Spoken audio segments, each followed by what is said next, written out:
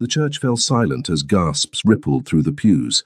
Ebony Harris stood frozen at the altar in her ivory wedding gown, the fabric stretching across her generous curves, her dark skin glowing against the white lace. Her fiancé Marcus had just turned his back on her, his voice carrying across the sanctuary with cruel clarity. "I can't do this. Look at her. I thought she'd lose the weight." The guests erupted in shocked whispers. Ebony's hands trembled as she clutched her bouquet, tears burning behind her eyes, humiliation flooding through every fiber of her being. She wanted to run, to disappear, to wake up from this nightmare. Then a voice cut through the chaos, deep, accented, absolute. "I will." Every head turned. A man in an impeccable black suit stood in the back of the church, his Korean features striking and severe, dark eyes fixed on Ebony with an intensity that made her breath catch. Baek Si-woo, the most feared name in Chicago's underworld, walked down the aisle with the confidence of a man who owned everything he surveyed. "I will marry her," he repeated, his gaze never leaving Ebony's stunned face. Right now. 3 months earlier, Ebony Harris wiped down the counter at Celestial Events, the upscale wedding planning company where she worked as an assistant coordinator. Her natural hair was pulled back in a neat bun, her curves accentuated by a simple black dress that she'd chosen for its professional appearance. At 28, she'd learned to carry herself with quiet dignity, despite the whispers that followed her in rooms designed for women half her size. "Ebony, I need you to handle the Kim consultation," her boss Veronica called out, barely looking up from her computer. "The 3 p.m. appointment. High-profile client, very particular. Don't mess it up." Ebony bit back the response that rose to her lips. She never messed up. She was the one who saved disasters, who remembered every detail, who worked twice as hard for half the recognition. "Of course. I'll review the file now." The Kim file was surprisingly sparse. Corporate event, budget apparently unlimited, client requesting absolute discretion. Ebony frowned at the vague details, but prepared the conference room with her usual attention to detail. Fresh flowers, water glasses positioned perfectly, lighting adjusted to be flattering, but not dim.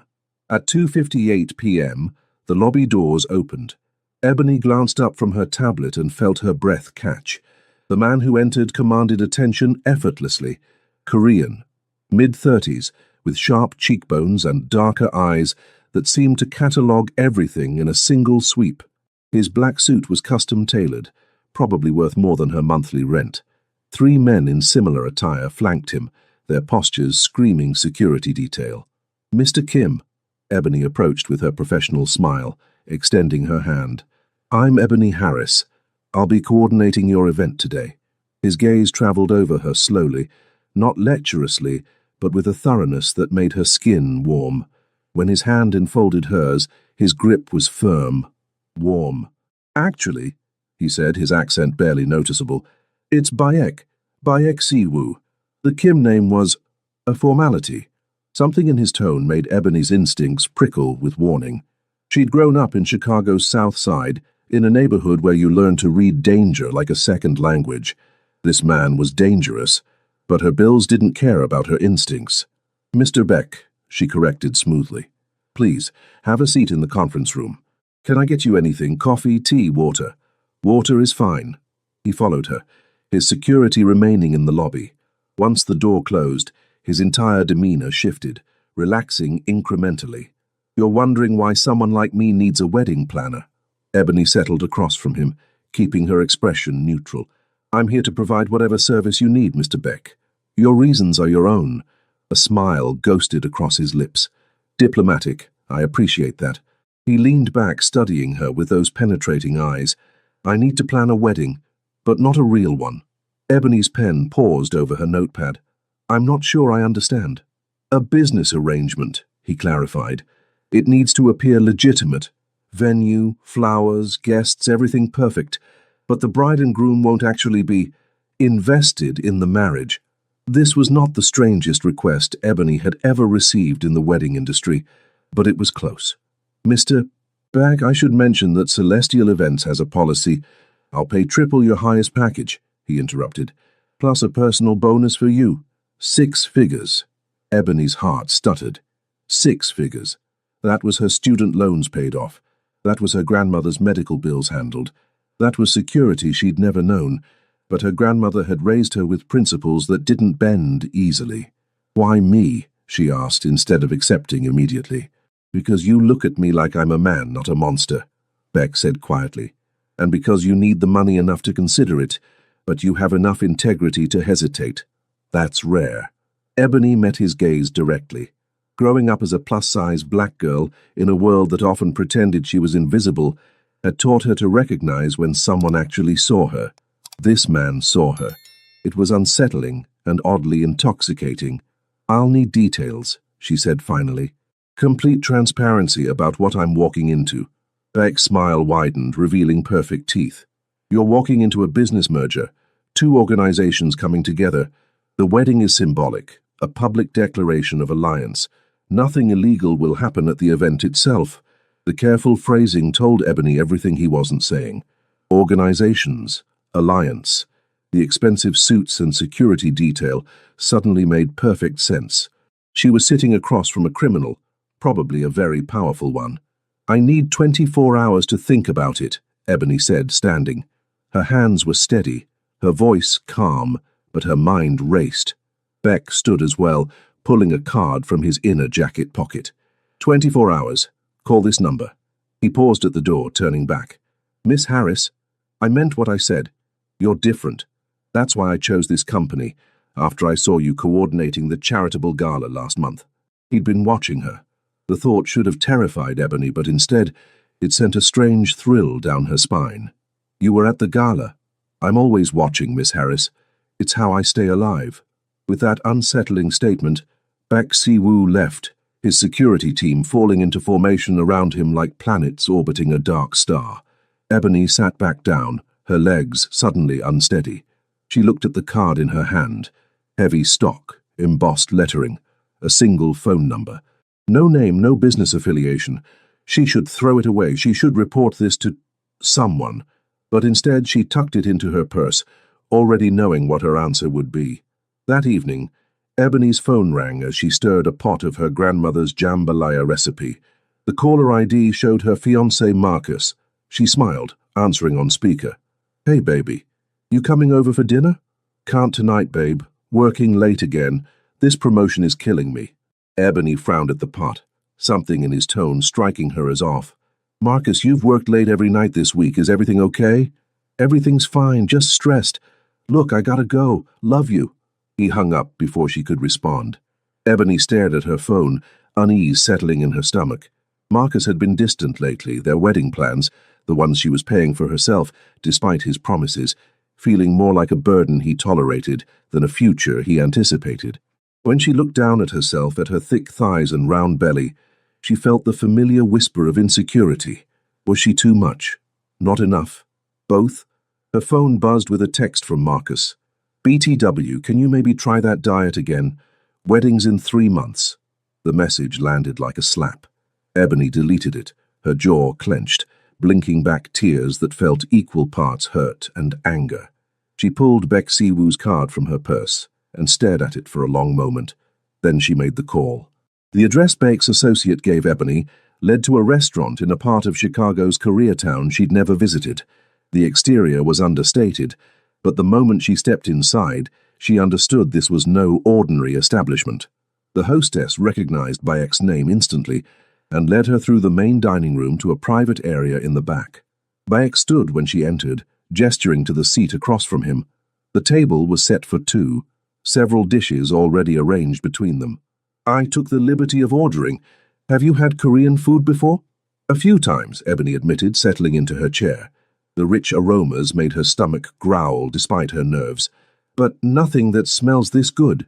This is bulgogi, kimchi, japchae, and bibimbap," Beck explained, pointing to each dish. "Please eat. We can discuss business after." Ebony hesitated, then filled her plate. The first bite of bulgogi melted on her tongue, the flavors complex and perfectly balanced. She couldn't suppress a small sound of appreciation. Beck watched her with something that looked almost like satisfaction. "You're not one of those women who pretends not to eat." "I stopped pretending to be something I'm not a long time ago," Ebony said, meeting his gaze. Life's too short to starve yourself for people who don't appreciate you anyway. Wise philosophy. Beck served her more kimchi. Your fiancé, he appreciates you. The question was intrusive, but Ebony found herself answering honestly. He wants me to lose weight before the wedding. Texts me diet suggestions. Mentions my size in front of his friends like it's a joke we both share. She paused, surprised at her own candor. I don't know why I'm telling you this. Because I asked, and because you know I won't judge you. Beck's expression was unreadable. He's a fool. Ebony's breath caught. You don't know me. I know you're brilliant at your job. I know you work harder than anyone else in that office. I know you carry yourself with dignity even when people dismiss you. Beck leaned forward slightly. And I know you deserve better than a man who sees you as a project to fix, rather than a woman to cherish. The words sank into Ebony's chest, settling somewhere deep and painful. She blinked rapidly, refusing to cry in front of this dangerous stranger, who somehow saw her more clearly than the man she was supposed to marry. The wedding, she said, steering back to safer ground. Tell me about it. Beck accepted the redirect gracefully. The bride is the daughter of a business associate. She's in love with someone else, someone unsuitable. The groom is my cousin, equally uninterested. The marriage is purely strategic, combining territories, ending a potential conflict. Territories, Ebony repeated. You mean criminal territories? I mean business interests, Beck corrected, but his eyes acknowledged the truth. You'll be well compensated and protected. No one will touch you while you're working for me. And after the wedding, when the job is done? Beck's jaw tightened almost imperceptibly. After the wedding, you'll go back to your life, with enough money to leave your fiancé if you choose, to start over however you want. The implication hung between them. Ebony took a sip of water, her mind calculating risks and rewards. I'll do it, but I have conditions. Name them. Full creative control over the event. No one interferes with my decisions about vendors or design. Second, I meet the bride and groom to understand what they want. Third, you're honest with me. If I'm going to be in danger, I deserve to know. Beck considered her for a long moment. Agreed, but I have a condition of my own. What? You'll meet with me weekly to discuss progress. Here at this restaurant, just the two of us. His gaze intensified. I want to know you're safe, that you're managing the stress. Ebony's heart rate picked up. This felt like more than a business arrangement, but she couldn't afford to acknowledge that. Fine. Weekly meetings. They shook hands across the table, and Ebony felt the same jolt of awareness she'd experienced at their first meeting. Beck's thumb brushed across her knuckles before he released her, the touch deliberate. Over the next 2 weeks, Ebony threw herself into planning the wedding while managing her regular workload and avoiding Marcus's increasingly critical comments about her body. The weekly meetings with Beck became the strangest part of her routine. He asked about her life, her dreams, her grandmother's Creole recipes. He listened when she talked about growing up in the South Side, about her mother who'd left when she was 7, about the books she loved. In return, he shared carefully measured pieces of himself. His family had immigrated when he was 12. His father built an empire through means both legal and illegal. When his father died, Beck inherited everything, including enemies who would kill him given the chance. You never wanted a normal life? Ebony asked one evening, watching him across the table. Normal is a myth, Beck replied. We all make choices based on the hands we're dealt. You could have been bitter, could have let the world's cruelty make you cruel. But you chose kindness, strength, that's remarkable. Ebony felt heat rise to her cheeks. You make me sound heroic. I'm just trying to survive. Survival is its own form of heroism. Beck's phone buzzed, and his expression hardened as he read the message. I need to handle something. Let me have my driver take you home. I can take the train. Please. The single word carried weight. It's late, and I'd prefer knowing you arrived safely. Ebony wanted to argue, but the concern in his eyes stopped her. Okay, thank you. The driver was a quiet man named Jin, who navigated Chicago's streets with practiced ease. As they pulled up to Ebony's modest apartment building, she saw Marcus's car parked outside. Her stomach sank. He rarely came by unannounced anymore. She found him waiting in the hallway, his expression stormy. Where have you been? Working, Ebony said truthfully. A big client. Why are you here? Marcus's eyes narrowed. Working this late? Ebony, I called your office. Veronica said you left at 6. I had a meeting with the client. Marcus, what's going on? What's going on is my fiancé is lying to me. He stepped closer and Ebony smelled alcohol on his breath. Who is he? It's a client meeting. Bullshit. Marcus's raised voice echoed in the hallway. You think I'm stupid? You've been different lately, distant. And now you're dressing nicer, doing your hair different. So I'm not allowed to take care of myself? Ebony's own temper flared. You've been telling me to lose weight, to try harder. And when I actually start feeling good about myself, you accuse me of cheating. Because you are. Why else would a woman like you suddenly have confidence? The words were meant to wound, and they did. Ebony's voice went cold. Get out. Ebony, get out. She pulled her engagement ring off her finger and dropped it into his palm. We're done. I'm done. Leave. Marcus stared at the ring, then at her, shock replacing anger. You're serious over one fight? Over 3 years of making me feel like I'm not enough, over every comment about my weight, every time you looked embarrassed to be seen with me, every promise you broke about our wedding. Ebony's voice didn't shake. I'm worth more than settling for someone who sees me as a burden. She went inside and locked the door, listening to Marcus's footsteps finally retreat. Then she slid down the wall and let herself cry. Not for him, but for the years she'd wasted convincing herself she didn't deserve better. Her phone buzzed. A text from an unknown number. Are you all right? Jin said there was a man waiting for you. SW. Ebony stared at the message, something warm unfurling in her chest. She typed back, I'm okay now. Thank you for asking. The response came immediately. Call if you need anything. I mean that. Ebony saved the number under Bexi Wu and fell asleep holding her phone, feeling for the first time in years that maybe she actually was worth more than she'd allowed herself to believe. The wedding planning consumed Ebony's life over the next month. She met the bride, Sunhai, a beautiful Korean woman in her mid-20s with sad eyes and a resignation that broke Ebony's heart. The groom, Bayek's cousin Dae-young, was polite but clearly indifferent to the entire affair. I appreciate what you're doing, Sunhai told Ebony during their venue tour. Making it beautiful even though it's this. Every bride deserves a beautiful wedding, Ebony said gently, even if the reasons aren't traditional. Sunhai's eyes filled with tears. There's someone else, someone I love, but my father would never approve. Ebony thought of Marcus, of the relief she'd felt after ending that relationship. Sometimes the people we love aren't the people we're supposed to be with. Were you ever in love? Sunhai asked. I thought I was, Ebony admitted. But real love doesn't make you feel small. It doesn't ask you to change everything about yourself to be acceptable. The words echoed in her own mind during her next meeting with Bayek. They sat in their usual private dining room, but the atmosphere felt charged with something unspoken. You called off your engagement, Bayek said without preamble. Ebony met his gaze. How did you know? I pay attention. He poured her water, his movements deliberate. Was it because of our arrangement? It was because of me. Because I finally realized I was worth more than how he treated me. She paused. But yes, these weeks working with you, being around someone who actually listens when I speak, who doesn't look at me like I'm something to be fixed, it helped me see the difference. Beck's expression softened in a way she'd never seen. He was a fool to lose you. He didn't lose me. I left him. The distinction mattered to Ebony. Even better.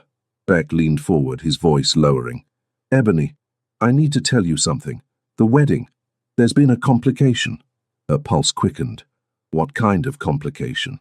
A rival organization isn't happy about the alliance. They've made threats.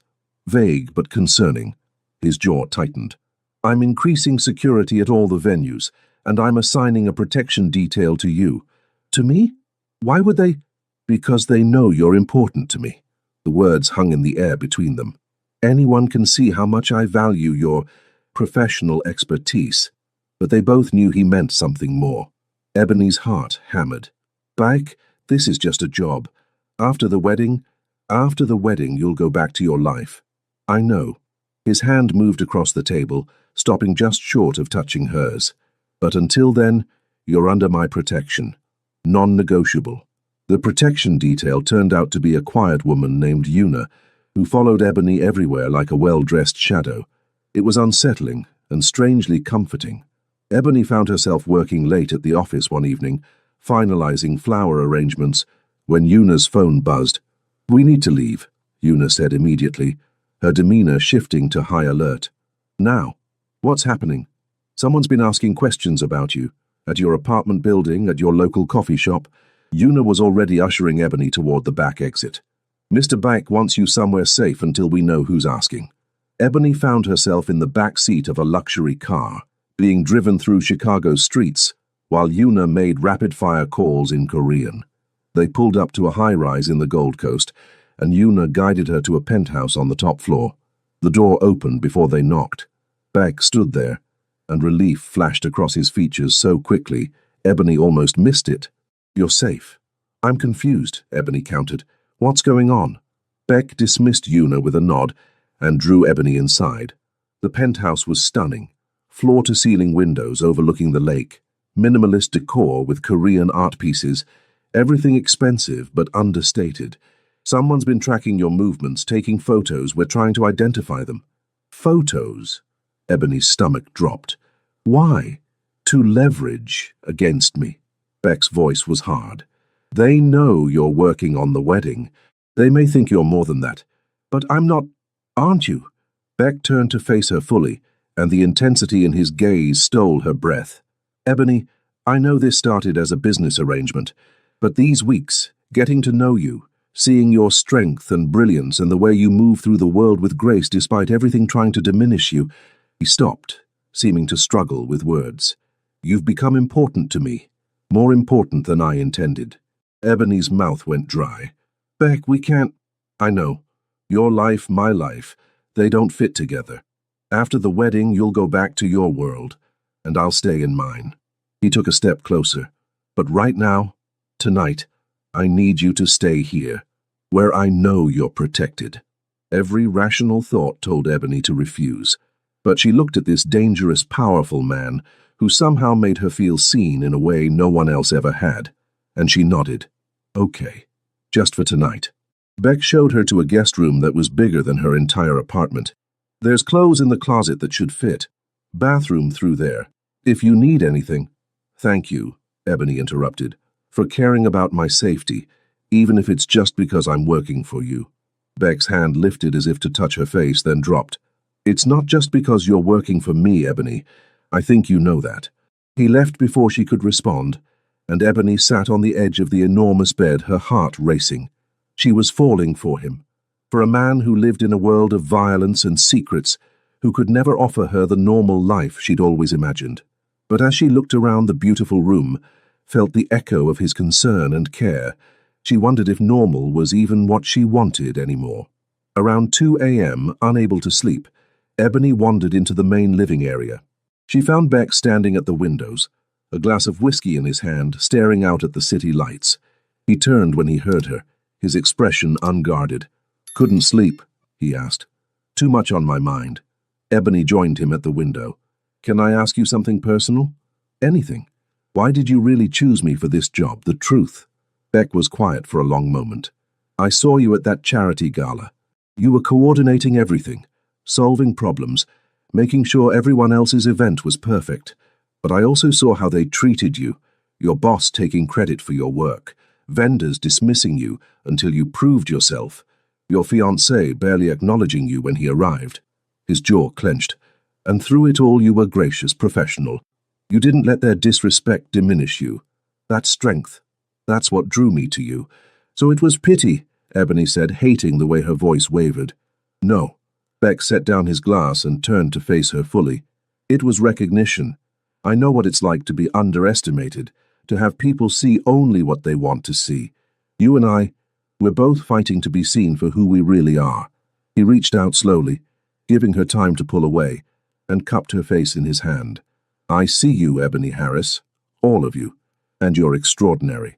Ebony's breath caught as his thumb brushed across her cheek. She should step back. This was her boss, a criminal, someone from a completely different world, but his touch was gentle, reverent, and when she looked into his eyes, she saw herself reflected back, not as too much or not enough, but as exactly right. "This is complicated," she whispered. "Everything worth having is complicated." Beck's other hand found her waist, pulling her closer. "Tell me to stop." Ebony knew she should. Instead, she rose on her toes and kissed him. The kiss started gentle, tentative, both of them testing boundaries. Then Beck made a sound low in his throat and deepened it, his hand threading into her hair, his other arm wrapping around her to pull her against his body. Ebony melted into him, her hands gripping his shirt, feeling wanted in a way that had nothing to do with tolerating her and everything to do with desiring her. When they finally broke apart, both breathing hard, Beck rested his forehead against hers. "I'm not good for you. My life. Let me decide what's good for me," Ebony interrupted. "I've spent too long letting other people make those decisions."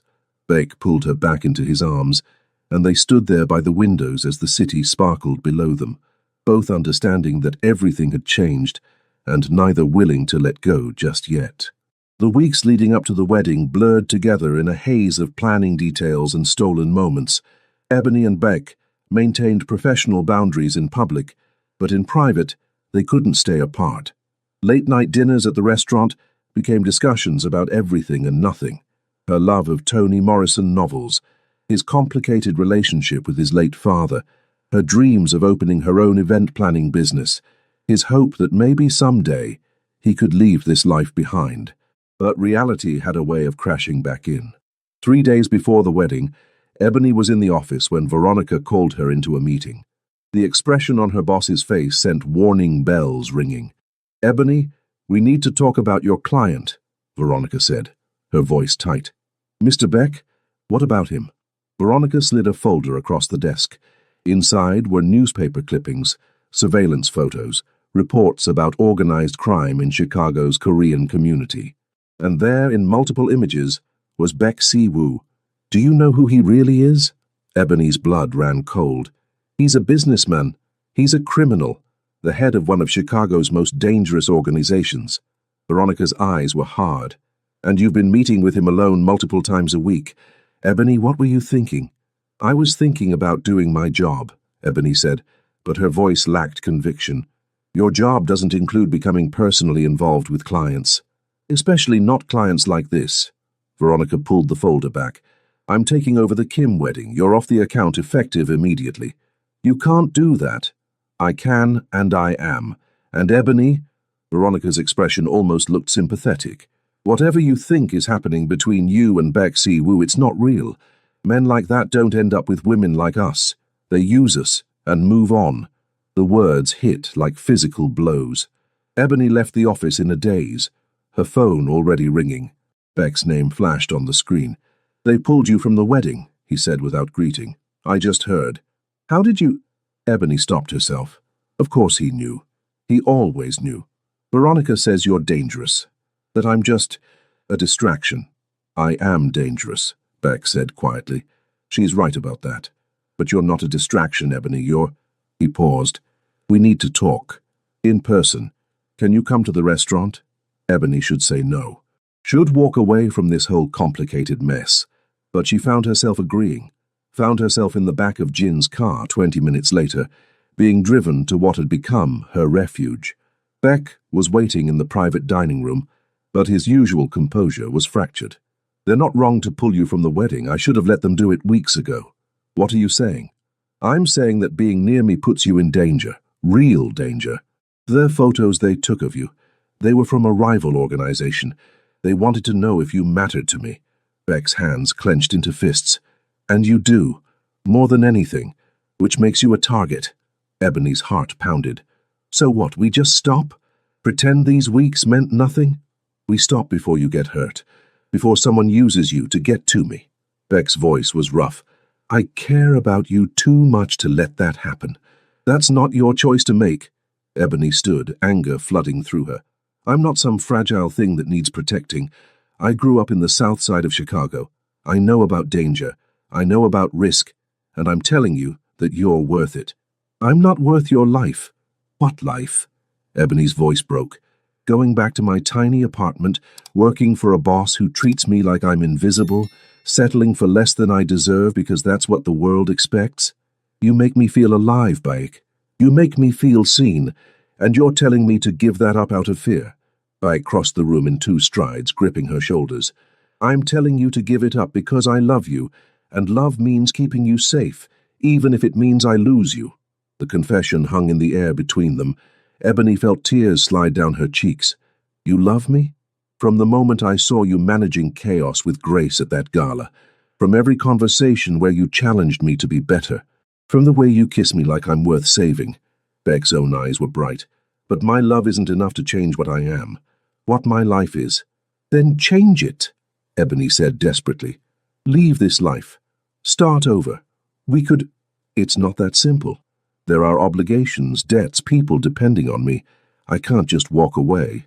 Beck released her, stepping back. After the wedding, you're going to go back to your life. You're going to start that business you dream about. And you're going to forget about the Korean mobster who was stupid enough to fall in love with you. I could never forget you. Ebony's voice was barely a whisper. You'll try, because I'm asking you to. Beck pulled an envelope from his jacket. This is your payment plus extra. Enough to start over, to build the life you deserve. Ebony stared at the envelope like it was a snake. You're paying me off, that's what this is? I'm making sure you're taken care of. I don't want your money. Ebony shoved the envelope back at him. I want you. I want us. Can't you see that? I see it. Beck's voice cracked. But I also see the reality. We're from different worlds. I can't give you the safe, normal life. I don't want safe and normal. I want real. I want honest. I want someone who sees me for who I am, not who they want me to be. Ebony reached for him, but he stepped away. The rejection stung worse than any words. I'm sorry, Ebony. I never should have let this start. I never should have been selfish enough to pursue you when I knew it couldn't last. Beck's expression was closed off now. The vulnerable man from moments ago locked away behind his professional mask. Jin will take you home. Don't come to the wedding. It's better if we make a clean break. Beck, please. Goodbye, Ebony. He turned and walked out, leaving her standing alone in the room that had witnessed so many of their conversations, so many moments of connection. Ebony pressed her hand to her mouth to muffle the sob that escaped. Jin appeared in the doorway, his expression sympathetic, and guided her to the car. She cried the entire ride home, mourning not just the loss of Baek, but the loss of the version of herself she'd discovered with him, the woman who believed she deserved extraordinary love. Her phone buzzed with a message. For a heartbeat, she hoped it was Baek changing his mind. Instead, it was from Marcus. I heard about the breakup with the client. We could try again if you want. I miss you. Ebony deleted the message without responding. She might have lost Baek, but she hadn't lost herself. That was something. The day of the wedding arrived. Ebony tried not to think about it, tried to focus on sending out resumes and planning her new business. But at 2 p.m., the exact time the ceremony was supposed to start, she found herself getting dressed in the outfit she'd planned weeks ago, calling a car, and heading to the church. She slipped into the back just as the ceremony began. Sun Hai looked beautiful, but heartbroken in her wedding gown. Daijung looked resigned, and at the front, standing as a witness, was Beck.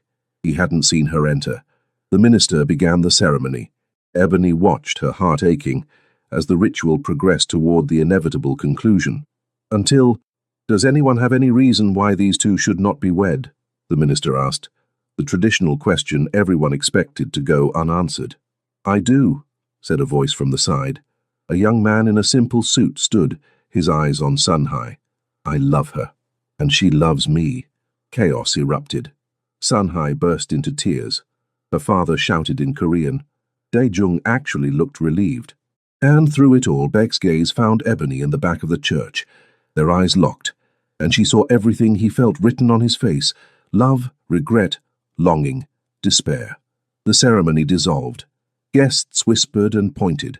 Sun Hai ran to the young man who'd spoken, and Ebony watched them embrace, watched her choose love over obligation. It was beautiful and heartbreaking and everything she wanted for herself. She turned to leave, unable to watch anymore, when strong hands caught her arms. Beck had somehow crossed the church without her noticing. You came. I shouldn't have. Ebony tried to pull away, but he held firm. I'm glad you did. Beck's voice was rough. Because I need you to hear this. I was wrong. These past 3 days without you have been hell. I convinced myself I was protecting you, but really I was protecting myself. From risk. From the possibility of failing you. From having to choose between my obligations and my heart.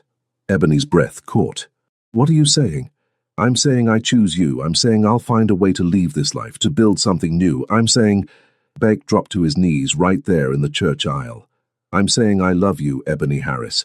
And if you'll have me, flawed and dangerous and complicated as I am, I will spend the rest of my life proving that you were worth every risk. Tears streamed down Ebony's face. Around them, guests who'd remained to watch the drama were now watching a new one unfold. She didn't care. You really mean it? Every word. I'm done letting fear dictate my choices. You taught me that. Beck stood, cupping her face in his hands. What do you say? Will you take a chance on us? Ebony kissed him instead of answering, pouring everything she felt into it. Hope, fear, love, commitment. When they broke apart, she whispered, I love you too. And yes, 1,000 times yes. The church erupted in applause, the guests apparently delighted by this unexpected turn. Beck pulled Ebony against his side as Sunhai and her young man approached. Thank you, Sunhai said to both of them, for showing me that love is worth fighting for. Her father stood nearby, his expression unreadable. Then, slowly, he nodded. Acceptance, if not blessing. The groom Dae-jung clapped Beck on the shoulder. Guess we're both free now, cousin. Guess so, Beck agreed, never taking his eyes off Ebony. As they left the church together, Ebony realized that this was just the beginning. There would be challenges ahead. Beck extricating himself from his organization, building a new life, navigating their different worlds. But for the first time in her life, she believed in a love story that didn't require her to be smaller, or different, or less than she was. She'd found someone who saw her, truly saw her, and loved what he saw. And that, Ebony thought as Bayek laced his fingers through hers, was worth every risk. The weeks following the failed wedding were simultaneously the most terrifying and liberating of Ebony's life. Beck had been serious about leaving his organization, but as he'd warned, it wasn't simple. There were meetings with his lieutenants, negotiations with rival organizations, careful dismantling of power structures that had taken years to build. Through it all, Ebony stood beside him. Not in the meetings themselves. Beck kept her protected from that world, but in the quiet moments after, when he'd arrive at her apartment exhausted and stressed, and she'd feed him her grandmother's gumbo and listen as he talked through his decisions. You don't have to do this for me, she told him one evening as they sat on her small couch, his head in her lap, while she ran her fingers through his hair. I know what I signed up for. I can handle being with you as you are. But I can't handle putting you at risk, Beck replied, his eyes closed. Every day I'm in this life is another day someone might try to use you against me. I won't lose you to my own stubbornness. Have you thought about what you'll do after? Ebony asked. When you're out. Beck's lips curved into a small smile. I've been thinking about restaurants. Legitimate ones. I have capital to invest. Knowledge of the industry from working with my family's establishments. It could work. It will work, Ebony said with conviction. Because you're brilliant and strategic, and those skills translate to any field. He opened his eyes, gazing up at her with such tenderness it made her breath catch. How did I get so lucky to find you? I ask myself the same thing. Ebony leaned down to kiss him softly, though some people might argue that falling in love with a mobster who's trying to go straight isn't exactly lucky. Those people would be wrong. Beck sat up, pulling her into his lap. You saved me, Ebony. From a life where I'd forgotten what it felt like to want something beyond power and survival, you reminded me I'm human. Their kisses deepened, hands exploring, breath mingling. They'd been taking things slow, building a foundation of trust and emotional intimacy before adding physical intimacy to the mix. But tonight felt different. Tonight felt like a turning point. Stay with me, Ebony whispered against his lips. Not just tonight, stay with me. Beck pulled back enough to search her eyes. Are you sure? I've never been more sure of anything. Ebony stood, taking his hand and leading him to her bedroom. I love you. I want you, and I'm done waiting for the perfect moment. This is our moment. What happened next was tender and passionate and perfect in its imperfection. Two people learning each other's bodies, discovering what brought pleasure, laughing when things were awkward, connecting on a level that went beyond physical. Beck touched her like she was precious, kissed every inch of her skin like he was memorizing it, whispered words in Korean she didn't understand, but felt in her soul. Afterward, they lay tangled together in her bed, sweaty and satisfied and utterly content. Beck traced patterns on her shoulder, his voice soft in the darkness. I need to tell you something. Ebony tensed slightly. That sounds ominous. Not ominous, just important. He shifted so he could see her face. I met with the heads of the other organizations today. We came to an agreement. I'm officially out in 2 weeks. Clean break, no retaliation, no debts. Relief flooded through Ebony so strongly, she felt tears prick her eyes. 2 weeks? Really? Really. And I want you with me when I tell my family. I want them to understand that you're my future, that I'm building a new life and you're the center of it. Your family might not be thrilled about you dating a black woman who used to plan your fake wedding, Ebony pointed out. My family will learn to love you the way I do, Beck said firmly. And if they don't, that's their loss. You're not negotiable, Ebony. Not now, not ever. The meeting with Bayek's family the following week was tense but not hostile. His mother, an elegant woman in her 60s, studied Ebony with sharp eyes before finally nodding. You make him smile. He hasn't smiled like that since before his father died. I try, Ebony said, holding the woman's gaze. He makes me happy too. Good. Then you'll both be happy together. Beck's mother switched to Korean, speaking to her son. Ebony caught the word for love and saw Beck's expression soften. She says she's glad I found someone who challenges me, he translated, and that she hopes our children have your strength and my stubbornness. Ebony choked on her tea. Children? We've been together less than 3 months. Korean mothers are optimistic, Beck said with a grin, but his eyes held a question. Though someday, hun, would you want that? Children, marriage, the whole traditional path? With you? Yes. Ebony surprised herself with how quickly and confidently the answer came. Someday, when we're both ready, when you've built your new life and I've built my business. Speaking of your business, Beck pulled a folder from his briefcase. I have investors interested in your event planning company. Legitimate investors, I promise. People who've seen your work on the wedding and want to help you launch. Ebony stared at the documents, her vision blurring. You did this for me? I did this for us. Because your dreams matter as much as mine. Because I want to be your partner, not your savior or protector. Partners build together. She kissed him right there in front of his family, not caring about propriety or tradition. This was her future. This complicated, beautiful, impossible man who saw her for exactly who she was and loved her, not despite her differences, but because of them. The final confrontation came sooner than expected. Ebony was at her new office space, a small but beautiful location in a diverse neighborhood. When Yuna burst through the door, her usual calm demeanor shattered. We need to go. Now. What's happening? Bike's at the restaurant. There's been a challenge to his exit agreement. They're trying to force him back in. Yuna was already pulling Ebony toward the door. He wants you away from this, but I think you should be there.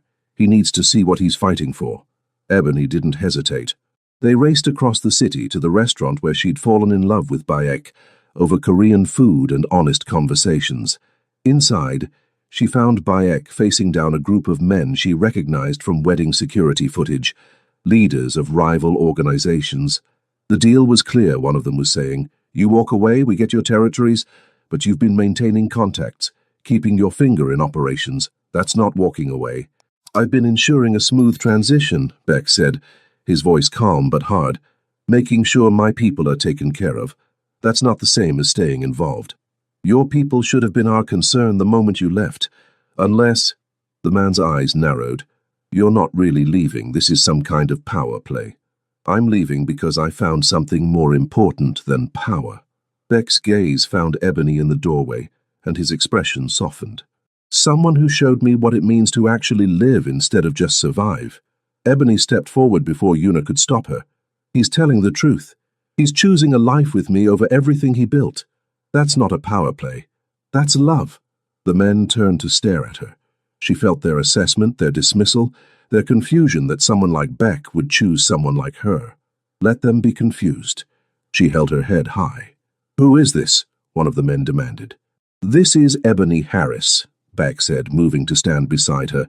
"The woman I love. The woman I'm going to marry. The reason I'm leaving this life behind."